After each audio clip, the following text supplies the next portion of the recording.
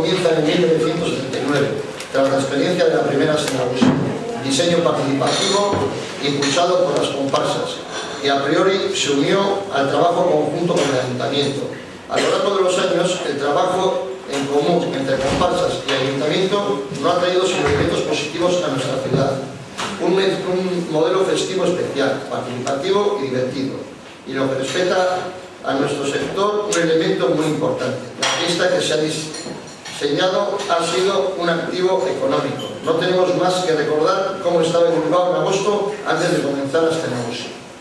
A lo largo de los años, el trabajo en común nos ha traído un sinfín de beneficios, pero en los últimos años esto se está poniendo en peligro, tanto en la Senagusia como en carnavales, al mantener los desfiles, el del ayuntamiento y el de las comparsas. Creemos que hay que superar esa situación. En este especial momento ya es tiempo de volver a trabajar todos conjuntos. Vivimos una época ilusionante, pero a la vez son también momentos duros. La crisis golpea nuestras puertas. Vivimos día a día y es precisamente por ello por lo que puede ser un buen camino para dar la vuelta a la situación.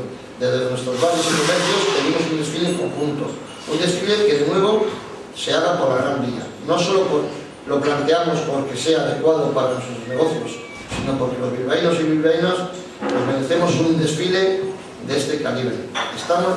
Estando las cosas así, hacemos un llamamiento especial al ayuntamiento para que junto a las comparsas recuperen el espíritu inicial de las fiestas en Bilbao y que en esos carnavales sean el ejemplo de un nuevo tiempo, que sean unos carnavales de los que disfrutemos todos y todas.